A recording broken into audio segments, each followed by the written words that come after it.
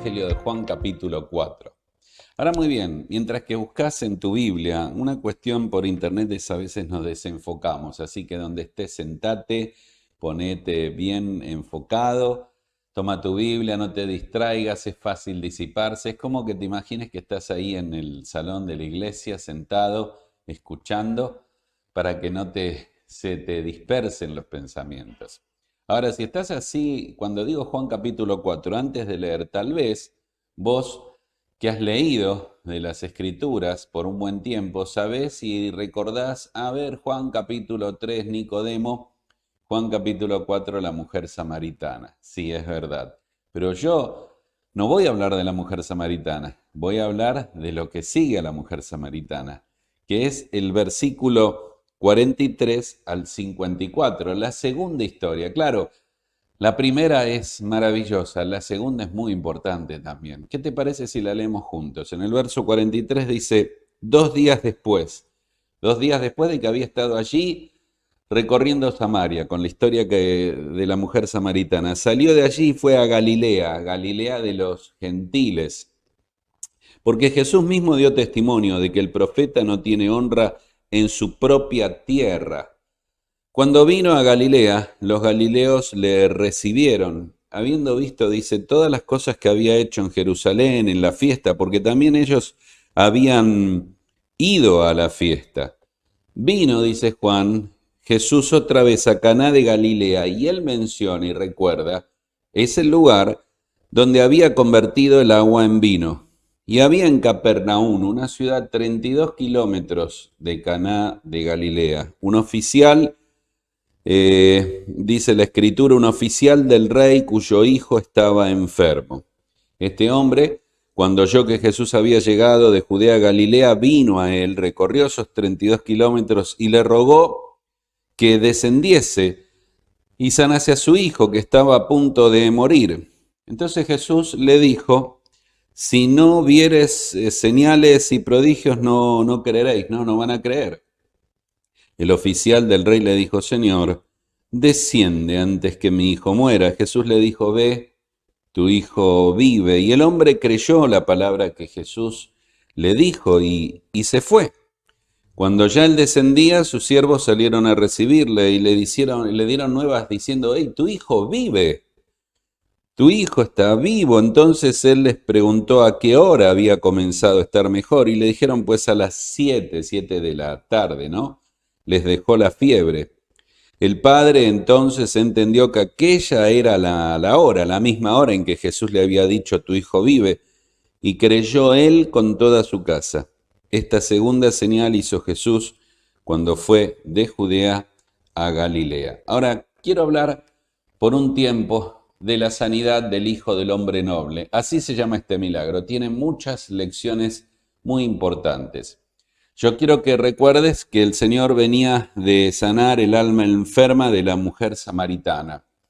Había invertido 2 preciosos días en Samaria, toda esa historia que conoces, y esa mujer que halló la verdadera agua de vida, la fuente de vida que era Cristo el Salvador, y fue a Caná. Es interesante que cuando va a Caná de Galilea, Juan hace una mención para que recordemos que es el lugar donde convirtió el agua en vino. Y el mismo Juan, al recordarlo, nos está invitando a hacer una relación entre el primer milagro allí en las bodas de Caná y este milagro aquí nuevamente. En el primero vas a ver que había un matrimonio, estaba asociado con un matrimonio. Y aquí el milagro está asociado con un hogar, el hogar del hombre noble. El primer milagro era el gozo de la boda, la cuestión.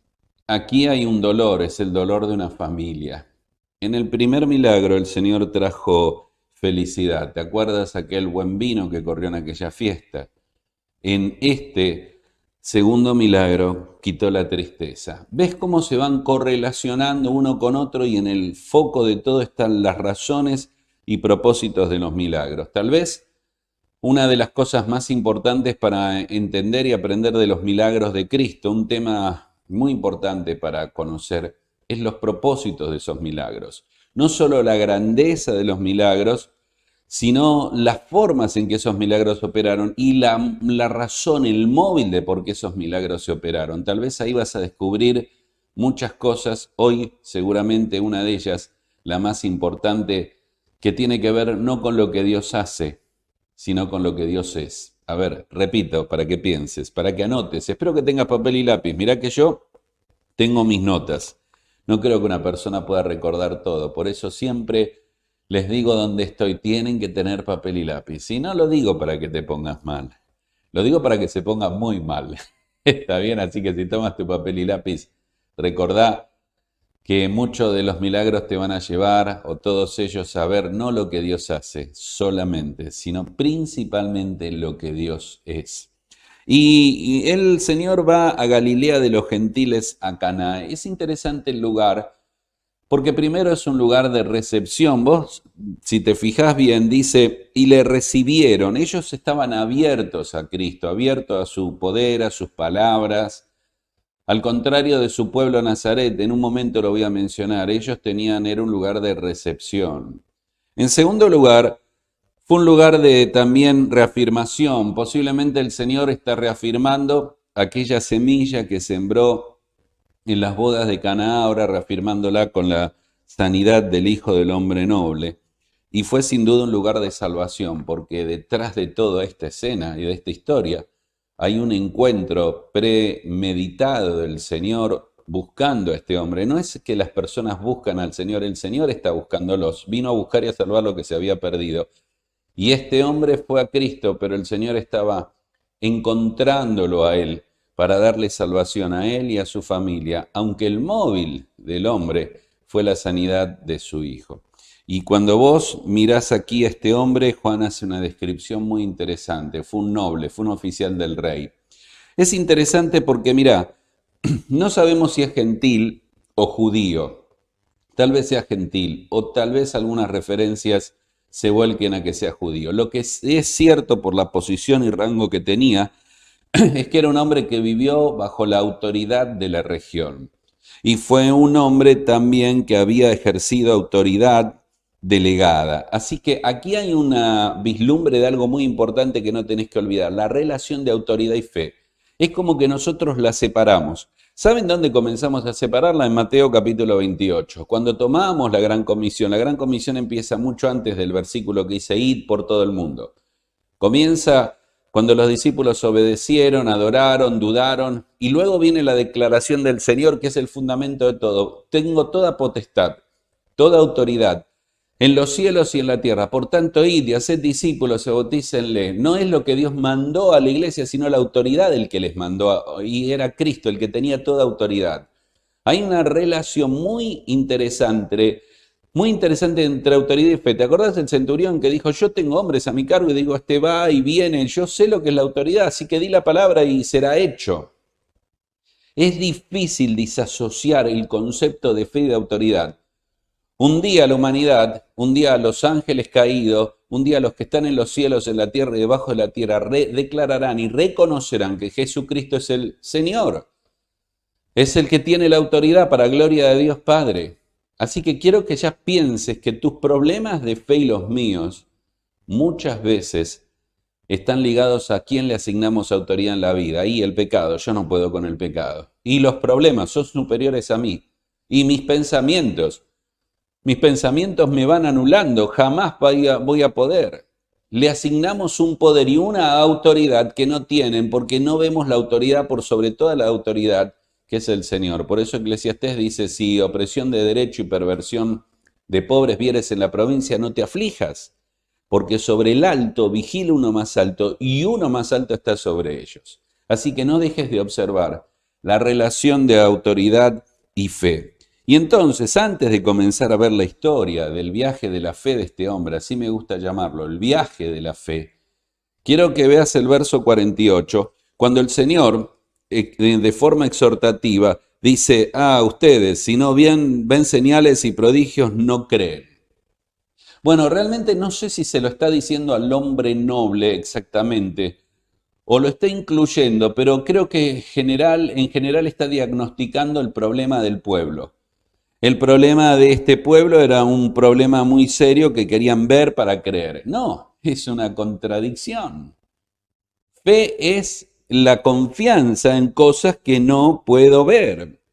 Ahora, la filosofía de este mundo es ver para creer.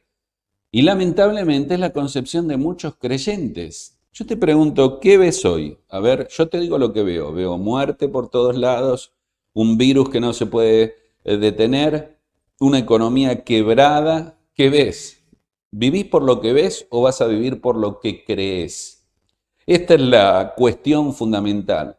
Este es el punto de inflexión. Ellos usó dos palabras, milagros y señales, dos palabras interesantes como para decir, ustedes necesitan, ¿no? Necesitan algo deslumbrante, algo que les llame la atención. Ustedes deben creer en mí, ustedes deben creer en mis palabras. Y ahora Él va a mostrar esto en acción, en una forma muy gráfica. Pero no quiero avanzar sin preguntarte, ¿a quién le das autoridad hoy? ¿Qué ves hoy y a quién crees?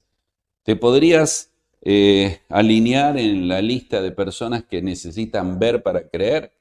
Mira, el problema fue tan serio, perdón, es tan serio, que uno de los discípulos, uno como la mayoría de los discípulos que caminaron con el Señor, comieron con el Señor, vieron al Señor, Tomás. Tomás necesitó ver para creer, necesitas ver, bienaventurados los que sin ver creen. Pero yo te pregunto, ¿Tomás no había visto? ¿No había visto que el Señor resucitó a la hija de Jairo? Recién acababa de morir. ¿No ha visto resucitar al joven hijo de la viuda de Naín que tenía un día de muerto? ¿No ha visto resucitar a Lázaro después de 4 días? ¿No vio al ciego abrir sus ojos, al leproso ser limpiado, al paralítico caminar? Tomás no vio, claro que vio. Pero es una concepción que nos persigue, parece que no parece, esta es la realidad, la ausencia de fe que tenemos. Y de repente un hombre como salido de la nada nos va a enseñar el recorrido del viaje de la fe. Vamos a mirar un poco su historia. Hay 5 cosas que podrías anotar y marcar en esta historia, muy simples, muy importantes. Primero está el inicio de la fe. La fe se inicia con una crisis y es importante que recuerdes la posición de este hombre. Este hombre tenía recursos, autoridad y dinero. O sea que él podía mover los hilos para que las mejores personas lo atendieran a su hijo o traer lo mejor que pudiera pensar que era un medicamento. Sin embargo, todos los recursos le abandonaron, se agotaron y tenía a su hijo en las puertas de la muerte. Era una crisis. ¿Saben que las crisis a veces son una gran forma para crecer? Que las crisis que han traído esta pandemia de estar encerrado con la familia o sin trabajo son una oportunidad para crecer. Las has visto así, estamos tan desesperados por la situación que vivimos que no hemos visto la oportunidad de mejorar la relación matrimonial después de haber discutido y tenido problemas. Si no has tenido problemas, no estuviste en esta pandemia. Porque no es fácil convivir en el seno familiar. Somos pecadores y encerrados ahí, los problemas surgen. Es una oportunidad de crecer. La iglesia ha tenido una oportunidad y creo que la ha estado aprovechando.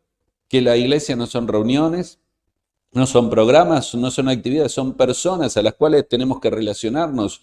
Y el móvil de la palabra de Dios, de la oración, es clave en todo esto.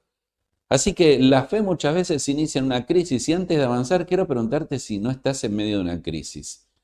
Sea la enfermedad, sea lo económico, sea lo familiar. ¿No has pensado que es la puerta abierta para que Dios opere? ¿Que la extremidad a la que fuiste llevado es la oportunidad tuya de confiar en Dios? ¿Que la extremidad del hombre es la oportunidad del hombre de confiar en Dios? Quiero que lo pienses. Este hombre estaba desesperado.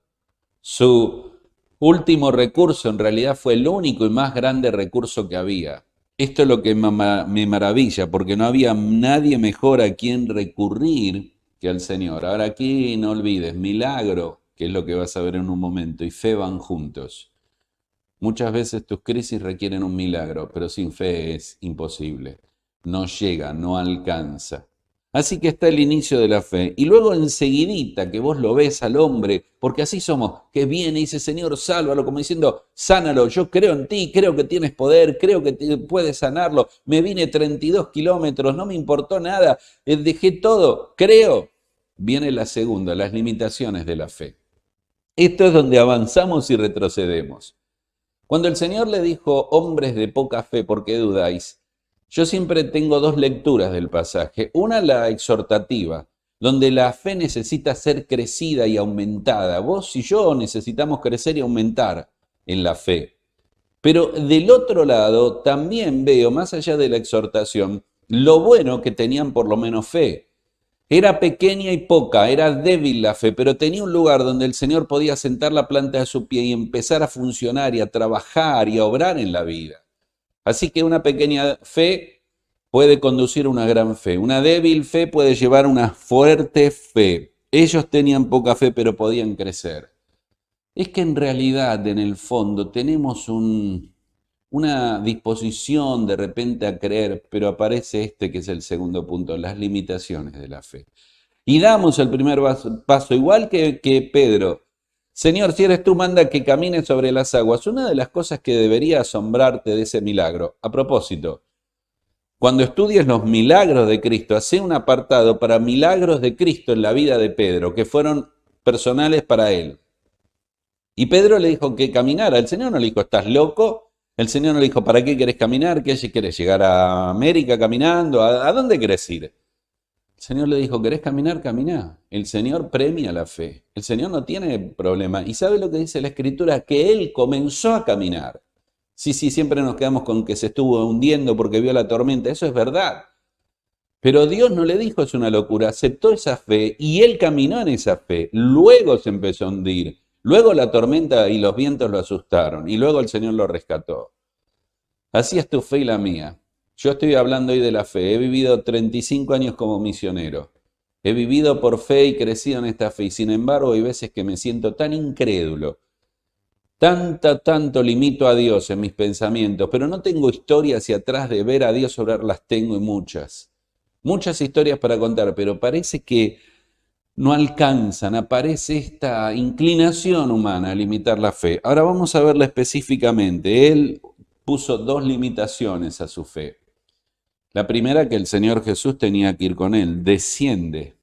No. Es al revés, mi querido hombre noble. Debes ir, ve. No es desciende, ve. Ahora, esta primera limitación es tremenda, porque ¿saben qué pasa?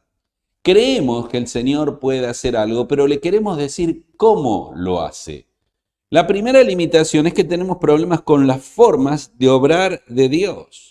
No solo quiero que Dios haga algo y creo, no, lo tenés que hacer a esto. Este es un gran conflicto. En mi vida ha sido un gran conflicto. Pero Dios dice, es a mi manera, no a la tuya. Es, a ver, sin espada.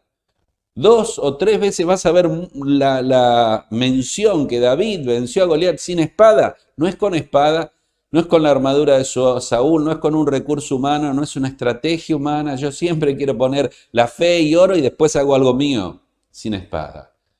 Uf, cómo me cuesta, sin espada. Sin espada, la forma de dejarla de parte de Dios. Y cuando recorres la Biblia vas a ver continuamente esto. Jonás dijo, bueno, quieres perdonar, pero a Nínive. Habacuc tenía problemas, los caldeos castigando al pueblo de Dios, no entiendo. Abraham dijo, no, me prometiste un hijo, ¿cómo? Bueno, tal vez sea con Agar. No, Abraham no. Pero soy viejo, siempre cuestionando las formas. Los discípulos mismos, los apóstoles, diciendo, Señor, échalos, ¿cómo vas a alimentar a 5.000? 5 panes, 2 peces. Siempre estamos cuestionando las maneras de Dios. Tal vez ese es tu problema, ¿no? En mi caso lo ha sido. Empezamos, Señor, necesito esto, mira mi economía, mira mi salud, mira mi problema matrimonial, mira, pero luego nos levantamos de orar con tanta fe y queremos que Dios lo haga a mi manera. Los jóvenes quieren ponerse de novio, Señor, dame la chica que tú quieras, pero si es Laurita mejor, si es Paulita mejor, sí. Siempre estamos imponiendo a Dios. Una chica dice que oraba sin pedir nada para ella. Ah, qué bien, una oración sin egoísmo. ¿Y cómo oras por tu novio? Señor, dame un novio. Pero Señor, más que nada, dale un tremendo y extraordinario yerno a mi mamá. Siempre estamos dándole la vuelta para buscar la forma en que a mí me parece que debe ser la cosa, la manera. Tengo que avanzar, pero qué problema que tenemos con las maneras de obrar de Dios. Una cosa que he incorporado a mi lenguaje por tantos años de ver al Señor obrando es una frase que me gusta repetir. Me gusta hablar de los misteriosos caminos de Dios. Misteriosos caminos de Dios. Me encanta oír el testimonio de la gente. ¿Cómo te convertiste? Y de repente se me rompió el auto, estaba en la puerta de una iglesia, entré a pedir ayuda y el evangelio me convertí. Y de repente iba a tomar un tren y perdí el tren y me quedé, y porque me quedé tuve oportunidad y me convertí. Siempre los misteriosos caminos de Dios, maravillosos caminos que revelan su gloria, porque la maravilla no es solo lo que Dios hace, sino cómo lo hace, y ambas cosas muestran lo que Él es, no solo lo que hace, sino cómo lo hace. El cómo y la manera es fantástica porque termina hilando el detalle de Dios. Por ejemplo, los varones que entraron, los amigos de Daniel, al horno de fuego. No solo salieron sin quemarse, dice el detalle de Dios. No tenían ni siquiera olor a humo. En Argentina hacemos mucho asado. Cuando haces asado, bueno, antes, ahora está todo muy caro. Te persiguen los perros por todos lados porque tenés el olor a humo y el olor a comida, ¿no? Salieron sin olor a humo. Los milagros de Dios son así, te van a sorprender, déjalo que lo haga a su manera. Pero en segundo lugar, la segunda limitación que puso es, Señor, si tú no vienes, se me muere el muchacho. Si tú no vienes, Señor, no va a vivir.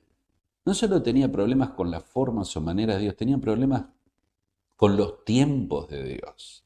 Los tiempos de Dios. Esto que nos genera tantas cuestiones, Señor, lo quiero, pero lo quiero ahora. El puré instantáneo, la sopa instantánea, la vida instantánea. No es así con Dios, no es así. Sería fantástico tener cosas instantáneas, que todo fuera un sachet, un saquito de, veo que viene todo ahí en polvo y uno lo pone en el líquido y sale, ¿no? Hasta una vaca puede poner y hace muy sano. No es instantáneo. Dios tiene un tiempo donde va produciendo cosas, por eso Santiago cuando habla de la prueba es la que produce paciencia para perfeccionar el carácter, porque el carácter debe ser moldeado y parece que sin duda uno de los que más modela el carácter es la paciencia que produce la prueba, por eso la prueba suele ser prueba no por lo pesado que es, sino por lo largo que es. Y lo largo es paciencia, hoy se habla de resiliencia.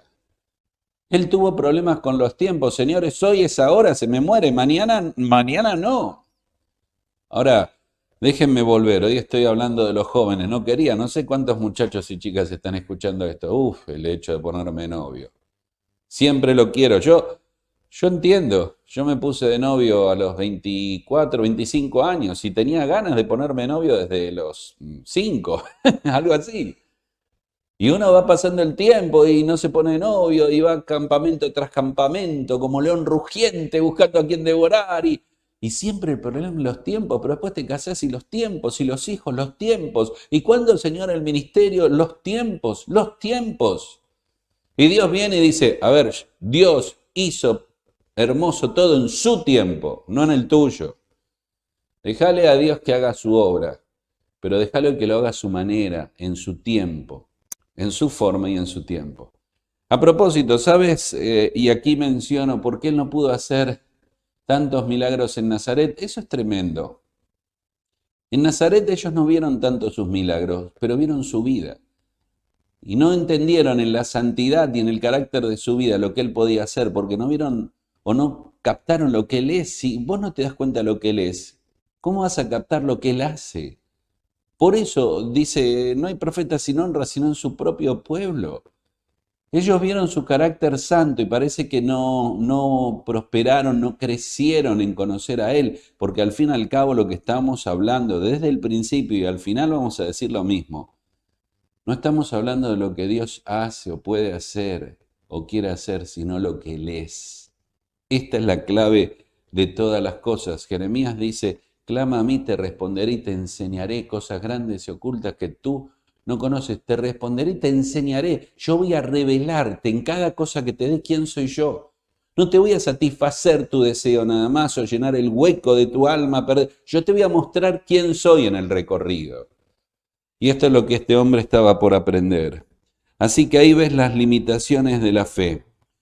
Una fe que a veces nos cuesta avanzar porque lo limitamos a Dios. ¿Lo limitas a Dios?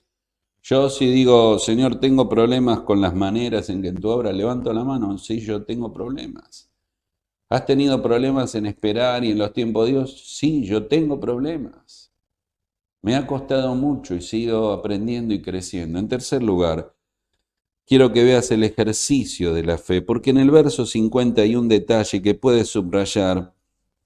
Cuando él le dice, ve y tu hijo vive, y el hombre creyó la palabra que Jesús le dijo y se fue, comienza un ejercicio de la fe, de creer en la palabra. Él creyó en la palabra. Ahora no te quedaban muchas opciones.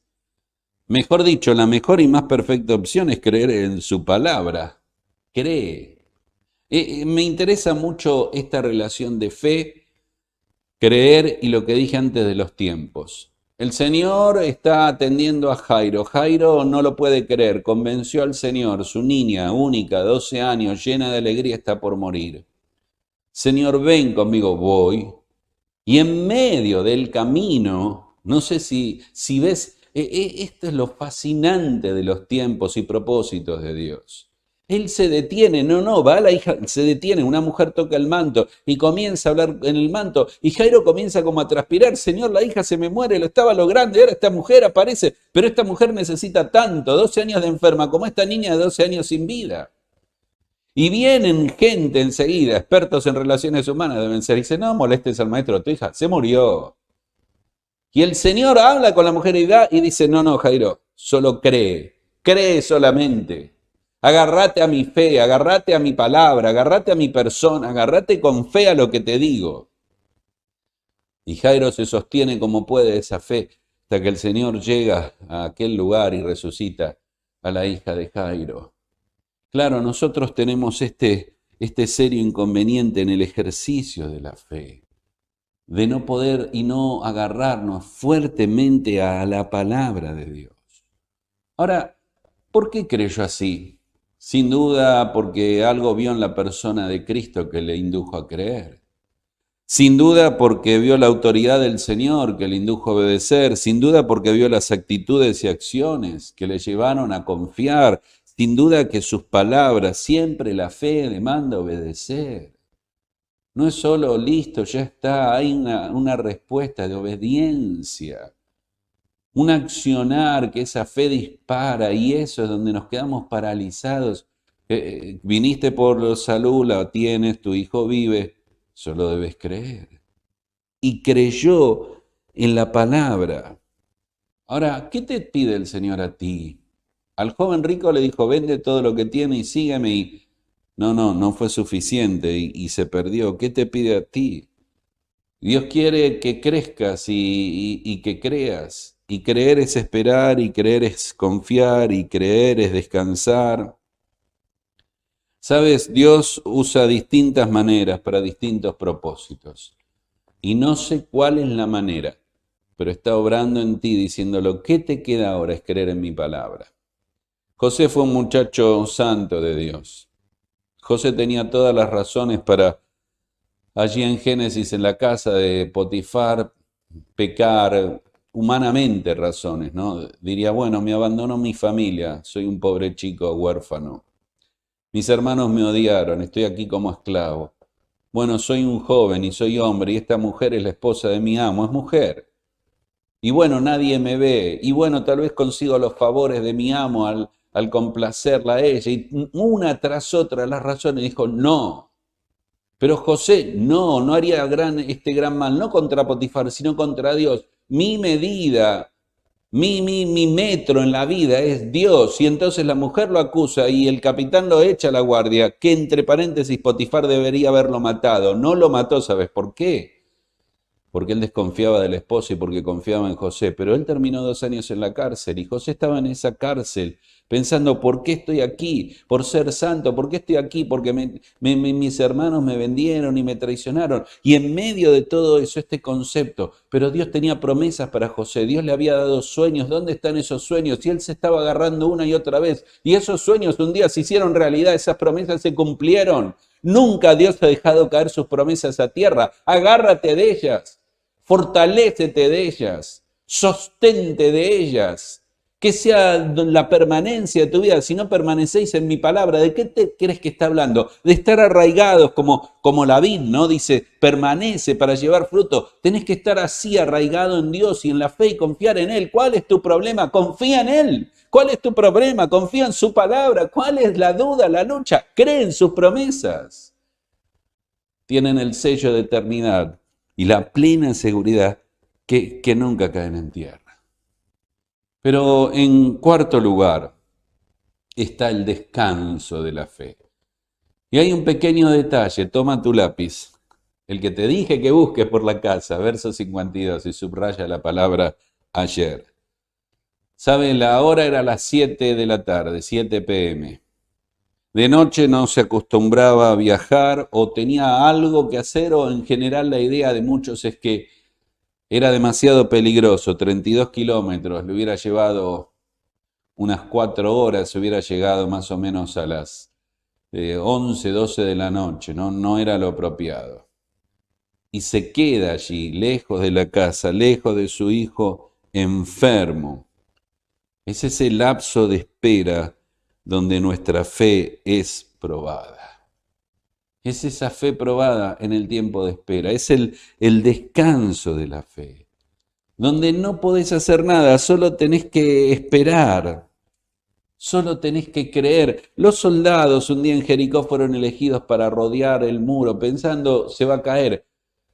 Y levantándose temprano, preparando su armadura, tal vez la esposa dijo, esta es la hora de salir, ve. Y rodeó, mi amor, ¿qué pasó hoy? Nada. Y al otro día el soldado se levanta y dice, estoy preparado, somos un grupo que va rodeando los muros, Dios ha prometido. ¿Qué pasó, mi amor? Nada. 1, 2, 3 días, días y días, hasta que un día el muro se derrumba y Jericó cae. A veces hay días que hay que levantarse temprano y salir a pelear las batallas, sí, y no va a pasar nada. Y tenés que luchar y creer y no va a pasar nada. Un día el muro va a caer, pero hay tiempos en que solo debes confiar y esperar. No sé cuán larga fue su noche, pero él estaba descansando en la fe. Romanos 15:13 dice que hay gozo y paz en creer. Romanos 10:17, fe en la palabra, es lo que va a producir esta espera confiada y este gozo y paz en el creer. Así que aquí ves un hombre que está haciendo una fe que descansa. Ya muchas cosas Dios le está pidiendo. Es que el viaje de la fe es más largo de lo que pensás. Esto no es me duele acá, Señor, curame y listo. Este es mi problema, ayúdame y chao. El Señor te lleva por un viaje. Él tiene, recuerda lo que te dije, propósitos. No es a ver, lo voy a decir con todo respeto, un milagrero, viene a hacer milagros, viene a revelar quién Él es. Él quiere hacer milagros en tu vida, muchos mayores de lo que imaginás, pero quiere que le conozcas a través de esos milagros, quiere que le conozcas a Él para que Él pueda seguir obrando en tu vida. Este es el problema, no lo que Él hace, sino lo que Él es. Y entonces llegás a los resultados de la fe. ¿Viste? Hablamos del inicio de la fe en esa crisis. Hablamos de las limitaciones de la fe, los problemas con las formas o maneras que Dios actúa, los tiempos que Dios hace. Hablamos del ejercicio de la fe, de creer en la palabra y del descanso de la fe. Decir ayer, yo puedo esperar y pasar la noche como el Señor, en paz me acostaré y así mismo dormiré porque solo tú me haces vivir confiado. Todavía puedes confiar en el Señor en el mañana y para el mañana. Pero y si no hay vacuna y si la enfermedad sigue y si el trabajo no aparece, puedes dormir tranquilo y confiar en el Señor. El Señor durmió en la noche más tormentosa, en aquella barca estaba durmiendo, tuvieron que despertarlo, ¿no? El control de Dios es lo que te da paz. Y en quinto y último lugar están los resultados de la fe. Ahora, los resultados de la fe son y siempre serán los mismos. La fe produce cosas. Por eso es lindo esa canción antigua que nuestros hijos al mirar hacia atrás puedan recordar las huellas de fidelidad. ¿Qué querés que recuerden tus hijos? ¿Que predicaste mucho, que enseñaste mucho, que fuiste un pastor, un anciano, un líder, un misionero? ¿O que fuiste un hombre fiel, una mujer de fe? Alguien que creía en Dios y que lo creía realmente en Dios y a Dios. Aquí es el resultado. Primer resultado, el hijo es sanado. Hay un detalle interesante. Los siervos dijeron, la fiebre le dejó anoche. Y él le dice, observa lo que le dice, ¿cuándo comenzó a sanar? ¿Cuándo había comenzado a estar mejor? Me parece a mí o todavía hay duda de la fe. No comenzó a estar mejor, se mejoró, se sanó. ¡Ey, hombre noble! Entiende, se sanó, los milagros de Dios son completos. Y confirma la fe, ¿a qué hora? A las 7 de la tarde, a la hora que él me dijo, ahí se sanó, los siervos te lo dijeron, le dejó la fiebre, está curado, vive. Dios no hace cosas parciales, sino totales y completas. Este es el punto de inflexión, de creer en un Dios que hace cosas absolutas y completas. Nunca, nunca las hace a medias. En segundo lugar, la fe del hombre fue perfeccionada. Porque al fin y al cabo la fe ayuda a la fe. Vos sabés, Dios quería sanar al Hijo, pero curar la fe del Padre. Cuando Dios le pide a Abraham su hijo, Génesis 22, Dios no quería la vida de Isaac, quería el corazón de Abraham. Vos te das cuenta que el foco de Abraham era Isaac, pero Dios estaba enfocado en Abraham. El foco de este hombre era su hijo, pero Dios estaba enfocado en la fe de este noble. Tal vez esto que te cuestionás o que es la crisis o la lucha tuya, la estás mirando como el problema y Dios cree que y mira en vos lo que va a resolver en tu vida. Porque obviamente el hijo fue sanado y Isaac fue salvado. Pero era el corazón de Abraham y la fe de este hombre que Dios estaba buscando. Así que fue perfeccionada. Como corolario, la fe ayuda a la fe. ¿Oíste? La fe ayuda a la fe. Un poco de fe y un poco más. Y un poco más y un poco más. La fe ayuda a la fe. Por último, la familia fue convertida. Dice, creyó él y él con toda su casa. Porque ¿sabes qué? Te voy a decir algo muy adecuado en nuestros tiempos. La fe es contagiosa. Hoy vivimos de contagio. Todos los protocolos es para no contagiarnos. Parece que se contagia este virus en la respiración, en el aire, en lo que toco. Entonces tengo que lavar todo, limpiarme todo, bañarme todo. La fe es contagiosa. La fe influencia. La fe provoca a la fe, ¿sabías? La fe contagia a la fe. Es maravilloso. Porque eso genera cosas en la vida. Padres, déjenme hablarle un segundo a ustedes. Yo no sé cómo es tu relación con tus hijos, pero tu fe va a impactar la vida de tus hijos. Mi madre, si yo tengo que decir dos cosas, aparte que amaba al Señor y nos enseñaba la palabra y iba a la iglesia, ella era una mujer de fe y de temor a Dios, un profundo y reverente temor a Dios y una fe donde ella confiaba plenamente en Dios. Yo era adolescente. Iba a una escuela muy lejos de mi casa, 1 hora y algo de viaje. Y salí y tenía que volver en un bus muy grande, antiguo que había antes. No tan antiguo, no estaba en carreta, no soy tan viejo, ¿está bien? Y venía repleto de gente. Entonces uno viajaba como se viaja en Argentina, se le decimos colgado. Uno va en la parte de afuera, así. No sé si a ustedes tal vez le debe pasar, ¿eh? Así que yo estaba en ese bus y estaba ya agotado y un día le dije a mi mamá, no quiero viajar más así. Salgo de la escuela cansado, yo era chico, ¿no? Y tengo que esperar ese bus que viene repleto y tengo que viajar así afuera del bus, casi colgando. Entonces ella dijo, yo voy a orar a Dios para que hoy no te pase eso. Sí, bueno, mamá. Y me fui.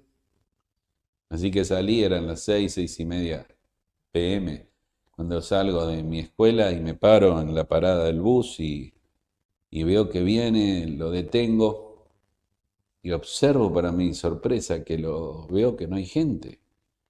Y subo, le pago el boleto al chofer y miro, ¿saben cuánta gente había? A ver, piense, ¿cuánta gente había en ese enorme bus? Nadie. Nadie. ¿Qué había pasado? No sé, tal vez en la cuadra anterior dijeron ¡bomba! Y salieron todos corriendo. Pero sí recuerdo que me senté lleno de temor a Dios y recordando la fe de mi madre. Tu fe contagia la fe, influencia la fe. Cuando estás quejándote y despotricando y enojado con el mundo y la situación, con la economía y con la política y con la iglesia y con los pastores, todo eso va sembrando algo malo. Pero cuando confías en el Señor, la fe ayuda a la fe. La fe va influenciando, la fe va produciendo fe.